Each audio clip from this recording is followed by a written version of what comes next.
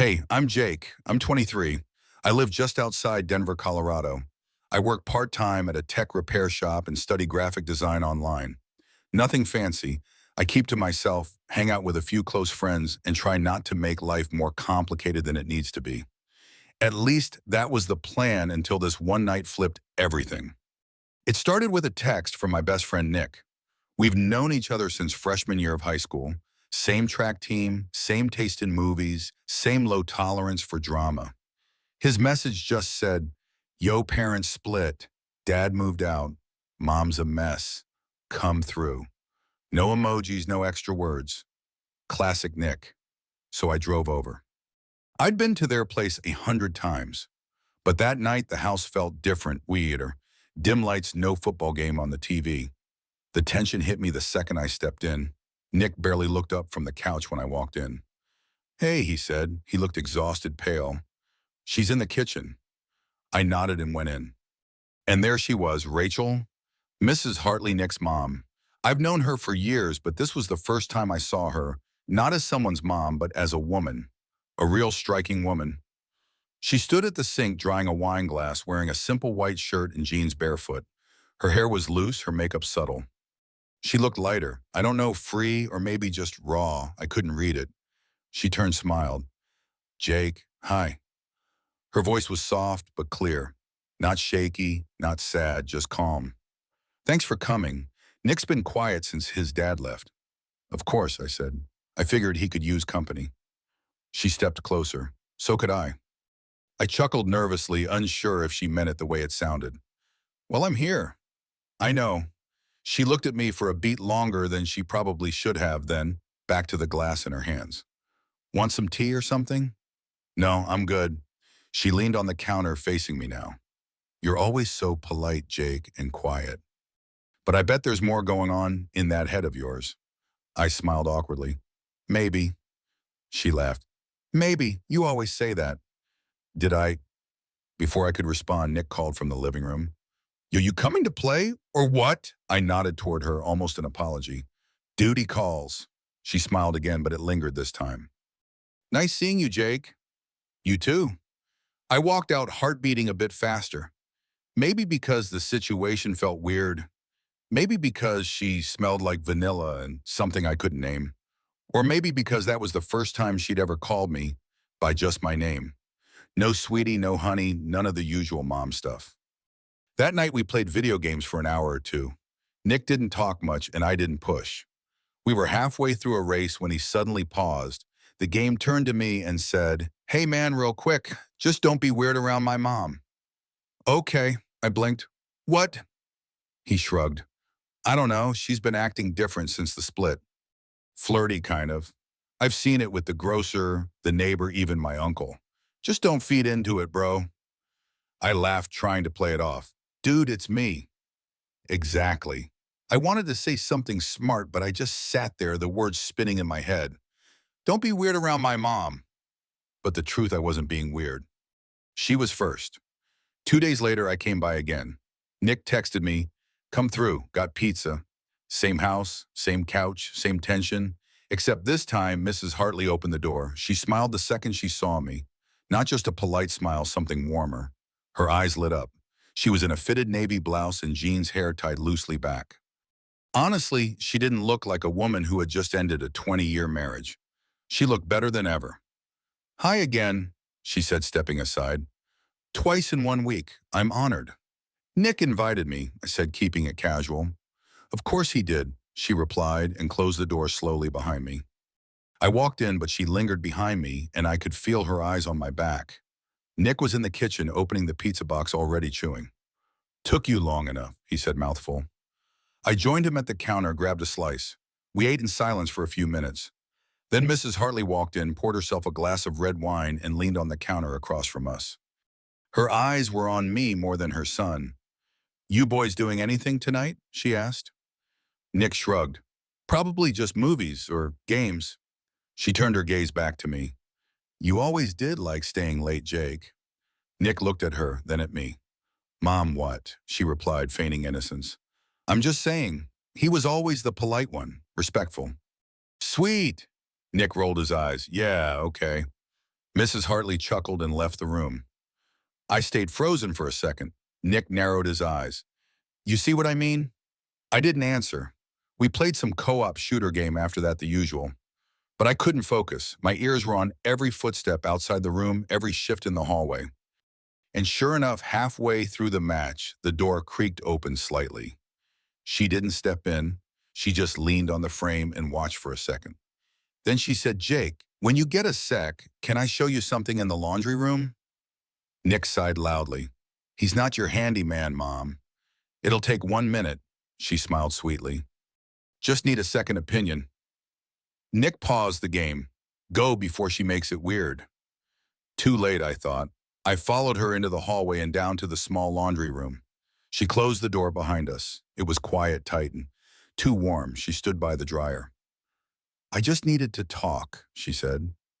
I raised an eyebrow. About what? She stepped closer.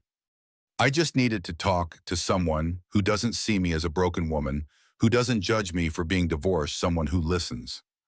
I nodded slowly. I can do that. She looked up at me, her eyes soft but searching. You're sweet, Jake. Always have been. Then she did something that made me forget how to breathe. She reached out and touched my wrist just lightly, but her fingers stayed there. I'm not trying to be inappropriate, she said, but I can tell you feel it too. I pulled my hand back gently. Mrs. Hartley. Rachel, she interrupted. I cleared my throat. Nick's my best friend. She nodded. And I respect that. I do. I won't cross any lines. Unless you do. My heart was pounding. She stepped back as if giving me space, then turned and opened the laundry door like nothing happened. Thanks for checking the machine, she said loudly for Nick to hear. I returned to the living room, silent, flushed. Nick looked at me. You good? Yeah, I said too fast. Just lint trap was full. He squinted. Sure. We finished the night like normal, but it wasn't normal. Not anymore. Something had shifted. And the next day I got a message from her, Rachel Hartley. Thank you for listening. You have no idea how much that meant. Let's talk again sometime privately. My stomach turned and my heart raced. I didn't reply. At least not right away, but I didn't delete it either. I waited 3 days before replying to her message.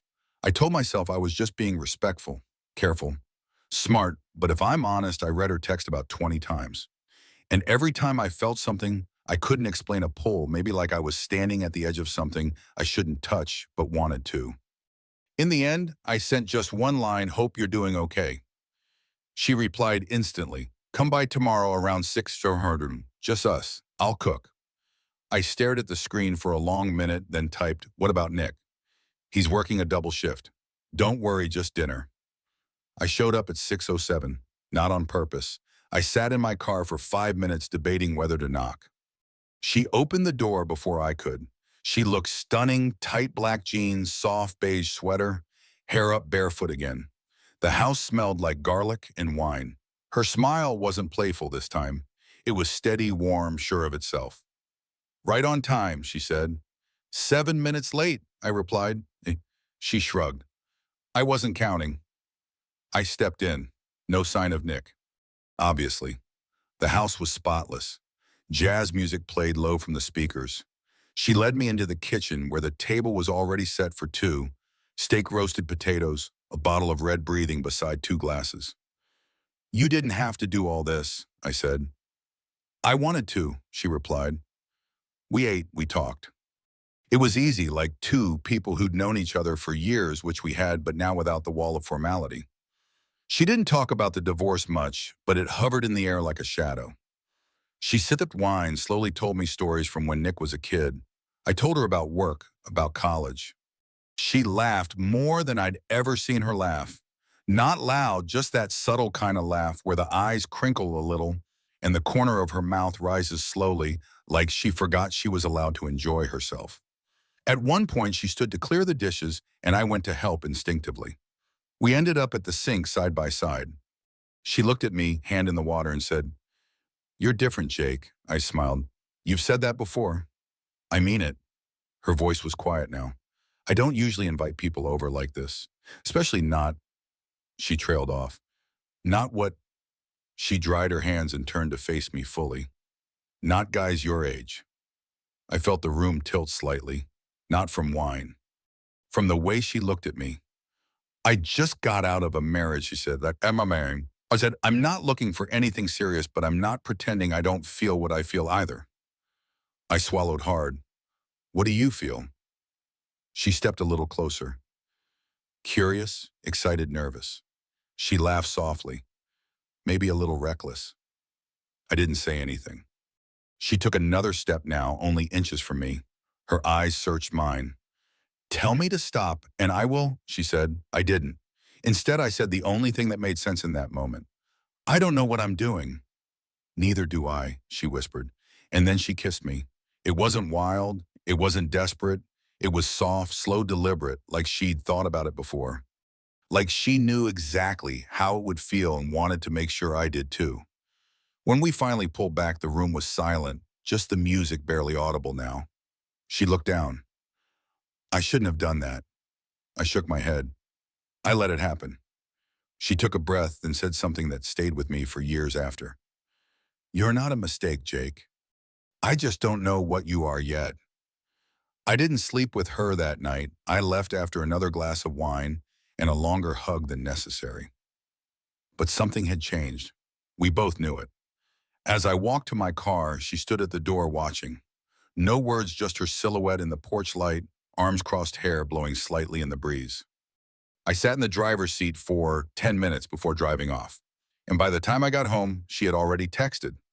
Let's not pretend this didn't happen, but let's not tell anyone it did. I stared at the message, then typed, deal. The next couple of weeks felt like walking a tightrope, balancing between what was happening and what we were pretending wasn't. On the surface, nothing changed.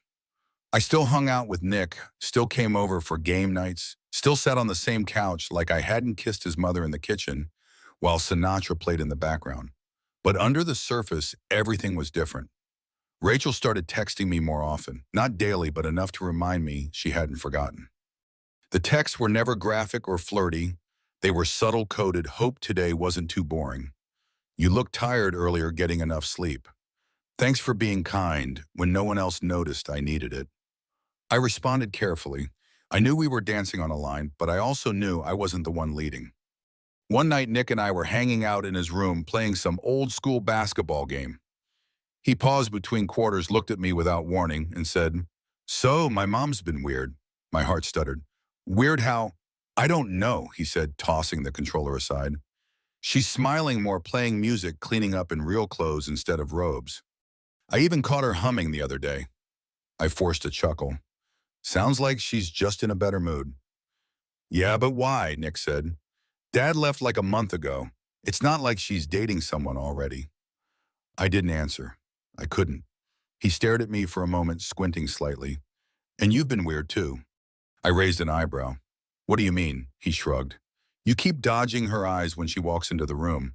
And I saw you stand up the second she sat down next to you on the couch last week, like she was radioactive. I was just being polite, I said too quickly. Nick kept staring, then finally let out a long breath. Whatever. Just don't get caught in a rebound spiral, man. You don't want to be part of that storm. I said nothing, just picked the controller back up and pressed resume. That weekend, she texted me again. He suspects something, be careful. I replied, are you sure this is a good idea? Her answer came fast. No, but I don't want to stop. The next time we were alone, it wasn't planned. Nick had to work a late shift at the store. I dropped by to pick up a charger and I'd left. She opened the door already knowing who it was. She didn't even pretend to be surprised. She wore a long cardigan over a simple tank top and leggings.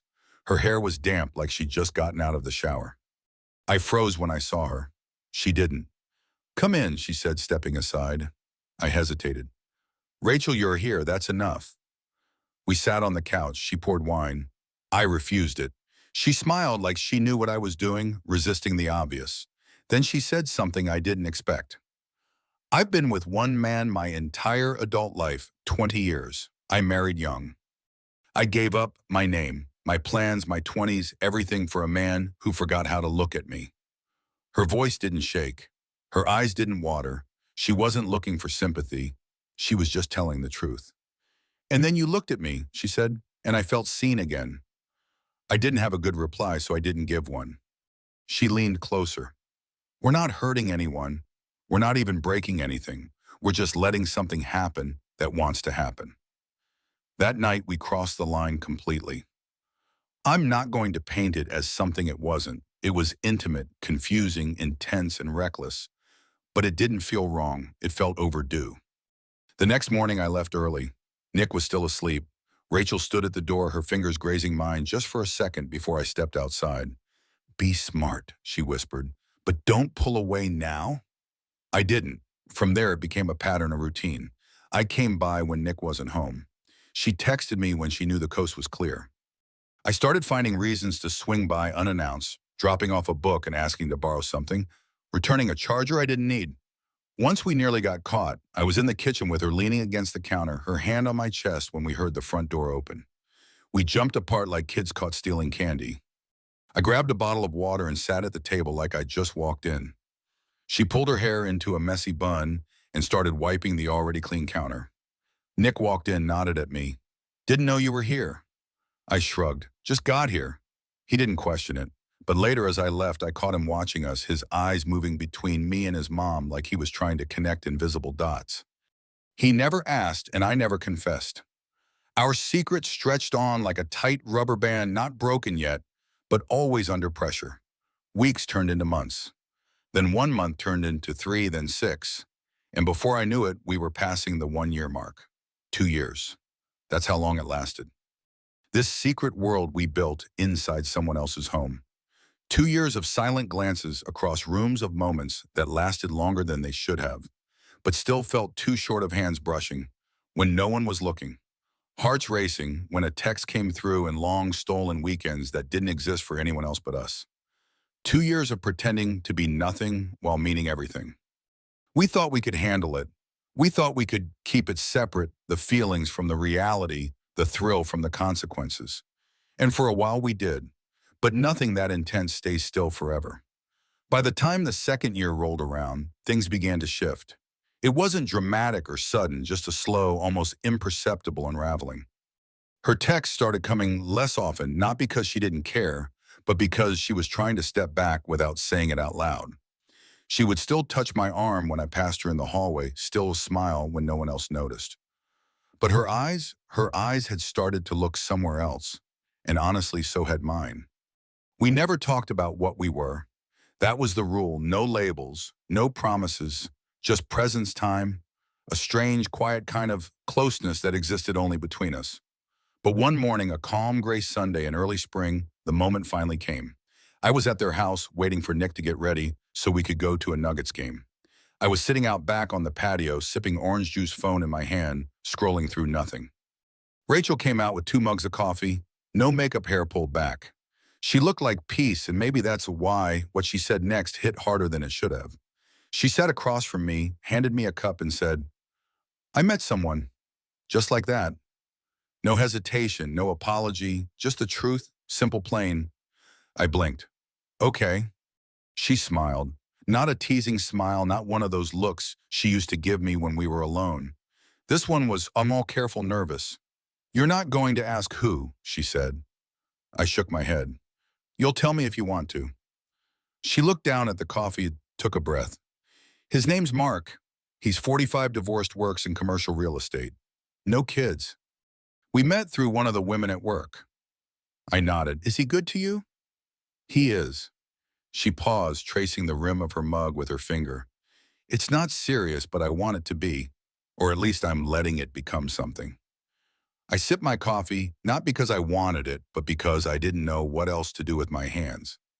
I didn't plan to keep you this long, she said after a while. I thought it would be short. A few weeks, a few quiet moments with someone who looked at me like I wasn't broken, but you stayed and I let you. And then I didn't want you to leave. I looked at her, but I didn't say anything. I was sorting through the knot in my chest. Not grief, not jealousy, something else. I don't regret any of it, she said, voice steady. I just can't live in hiding anymore.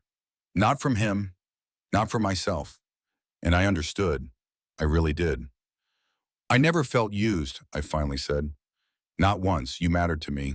This mattered. She nodded, eyes soft. I'm glad it was you. We sat there quietly watching the breeze ripple through the trees. The sun started pushing through the clouds. Slowly, everything around us was waking up, moving on. Then she stood. I'm going to pull back now. Slowly, I have to try to be whole again. I stood too. I know. She reached out and touched my shoulder just barely. A silent goodbye. I'll always care about you, she said. I'll always remember this, I said. And we both meant it. After that morning, the rules changed. No more late texts. No more kitchen chats when Nick wasn't home. No more just dropping by. She faded from my daily life like a sunset. You don't notice until the sky is already dark, and I let her. A month later, I came to Nick's birthday. Mark was there. He shook my hand with a firm, polite grip. He had calm eyes. Rachel introduced him as a friend, but the way she looked at him said more. She laughed at his jokes. She leaned in when he talked. I recognized that version of her because I'd seen it before. I'd been that person, and I didn't feel bitter. I felt something closer to peace. Nick never found out. At least, I don't think he did. Maybe deep down he suspected something, but if so, he chose not to confront it. And I chose never to give him a reason to. Time passed. I finished school, got a full-time job at a small design agency, moved into a modest apartment on the other side of town, started dating again, real open out in the light relationships. Some worked, most didn't, but none of them ever felt quite like what I had with her. That wasn't love exactly, but it was real. And when I drive through that neighborhood or hear a certain jazz melody playing in a cafe or catch the smell of vanilla from someone walking by, I remember not with regret, not with longing, but with a quiet warmth that comes only from a chapter you didn't expect to live through, but are grateful you did. She was the first woman who ever truly saw me, and for a little while I saw her too.